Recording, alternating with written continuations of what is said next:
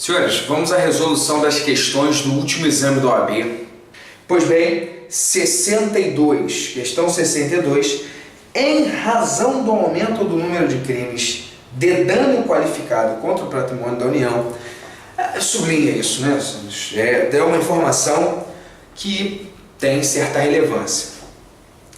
Pena, detenção de 6 meses a 3 anos e multa. Foi editada uma lei que passou a prever que entre 20 de agosto de 2015 e 31 de dezembro de 2015, isso é muito importante.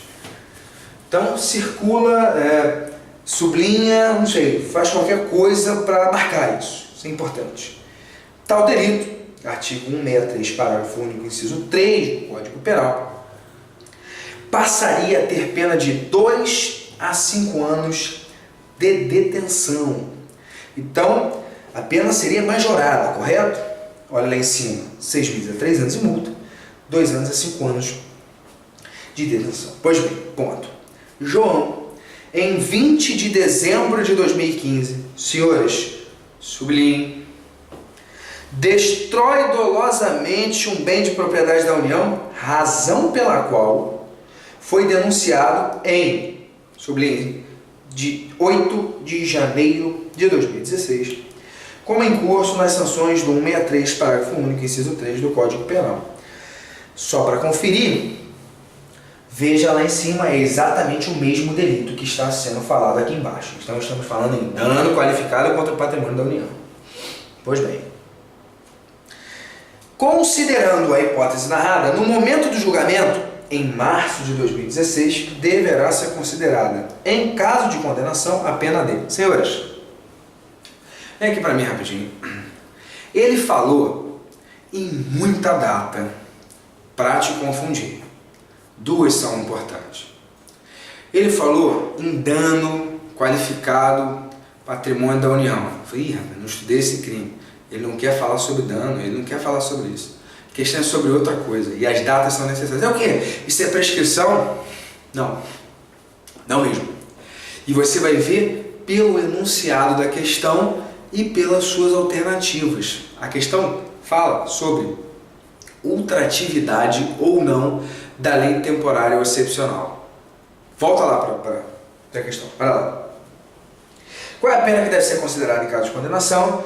6 meses a 3 anos de detenção, pois a Constituição prevê o princípio da retroatividade da lei penal mais benéfica ao réu. Calma aí, senhores, calma aí, eu não estou entendendo. Mas calma aí. Retroatividade da lei penal mais benéfica, mas retroatividade é para voltar. Mas a lei penal mais benéfica, ela é anterior, então seria para ultragir. É verdade que ele fala, a Constituição prevê o princípio da retroatividade da lei penal mais benéfica ao réu. É verdade. Mas a questão aqui é outra. A questão é que a lei penal benéfica aqui, ela é anterior à lei gravosa. Então, na verdade, não era nem para falar em retroatividade.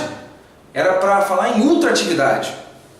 Era para falar para a lei penal benéfica ser aplicada para frente. Para além daquela nova, porque a nova é maléfica. Então, senhores, já erraria a questão quem marcasse essa, porque traz uma coisa muito simples errada. A pena de 6 meses a 3 anos e multa, essa lei foi modificada por uma pior. Logo, como é que uma lei penal vai retroagir se a gente está discutindo numa lei pior que entrou em vigor após a melhor? Tá ok? Então isso é importante a gente ter esse tipo de... Por isso as datas também, né? Isso é importante. Em razão do aumento do número de crimes de dano qualificado, está lá a pena. Aí foi editada uma lei que passou a prever. Então a que passou a prever foi a que entrou em vigor posteriormente. E esta foi a que aumentou a pena. Portanto, a lei penal benéfica é a anterior. Como é que a anterior vai retroagir? Vai retroagir a quê? Se a discussão está no fato de a lei penal maléfica ser posterior.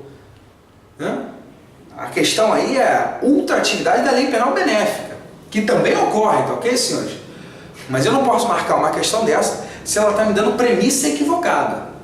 Okay? Eu sei que a Constituição prevê o princípio da retroatividade da lei penal mais benéfica, eu sei. Mas não é o caso aqui, o caso não está sendo pedido isso. A premissa está equivocada, então anula essa A. Anula A.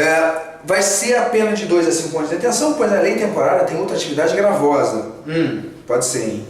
C. 6 meses a 3 anos de detenção, pois aplica-se o princípio do tempus rege actum. Tempo rege o acto. Não, de fato. Via de regra, tempo rege o acto. E se fosse para aplicar isso, senhores, ele cometeu um crime na vigência de uma lei penal pior, né? Olha lá, ele cometeu o crime em 20 de dezembro de 2015 e a lei passou a prever entre 20 de agosto e 31 de dezembro de 2015 uma pena maior. Então, pelo princípio do tempus rege actum, ele deveria cumprir 2 a 5 e não 6 a 3. Então, veja que a questão também, nessa letra C, inverteu a premissa. Ok? Também trouxe um princípio correto, essa é a lógica geral, a regra geral, né? Mas por essa lógica, só ler o enunciado que os senhores vão perceber que 20 de dezembro de 2015 está dentro de 20 de agosto a 31 de dezembro. Está dentro. Então, pela lógica, deveria ser a norma que traz 2 a 5 anos. Pelo tempo já é de acto, ok? Então, elimina C também. D. 2 a 5 anos de detenção, pois a lei excepcional tem outra atividade gravosa. Percebam o seguinte. A redação da B e da D são idênticas, salvo uma palavra. Uma palavra é a que as diferencia. Volta aqui para mim, então. Uma palavra as diferencia. Vai ser aplicada apenas de 2 a 5 anos. Vamos contar isso, a gente já não tem mais dúvida, né? A gente eliminou as duas outras que falavam de 6 meses a 3 anos, ok? Então a gente só está entre duas, que a gente sabe que uma das duas está correta, porque a gente já sabe que as outras estão absolutamente erradas. Pois bem, a diferença então é entre lei excepcional e lei temporária. E nós falamos sobre isso aqui.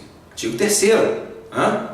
A lei temporária ou excepcional, ela via de regra tem ultratividade gravosa. O que aconteceu no seu tempo vai ser aplicado o que ela determinou, mesmo se prolongar para além dela, ocorridos em sua vigência, serão aplicadas as disposições dela para além do prazo final.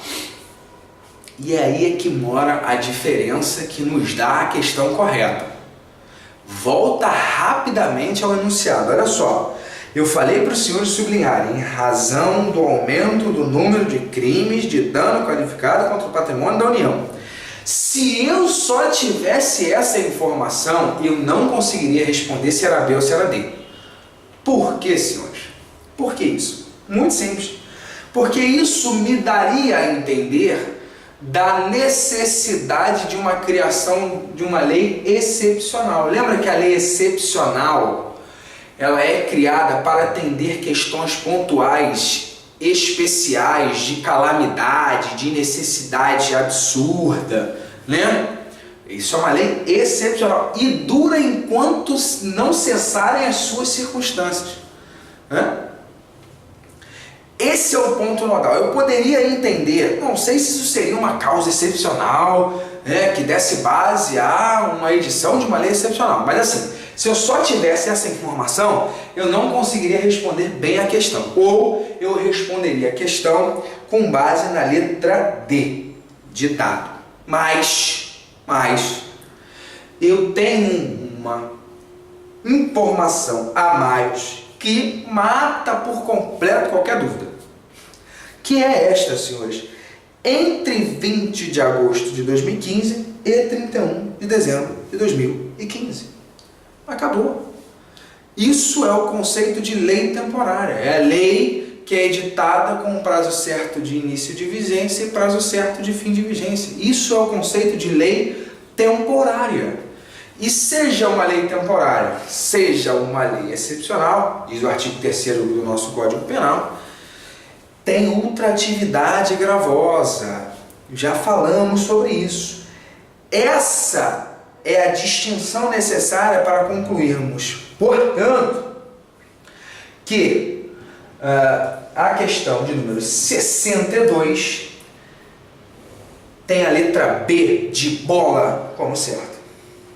não é excepcional, porque existe com clara disposição o tempo de vigência, início e fim. Isso é o que caracteriza a lei temporária. A lei excepcional teria que ter uma informação única, sem essa informação de início e fim de vigência, falando da necessidade da edição de uma lei excepcional em virtude de calamidade pública, algo relacionado, e não teria necessariamente um fim de vigência, porque o seu fim de vigência é quando cessadas as circunstâncias que a invocaram. Tá ok? Essa é a questão 62.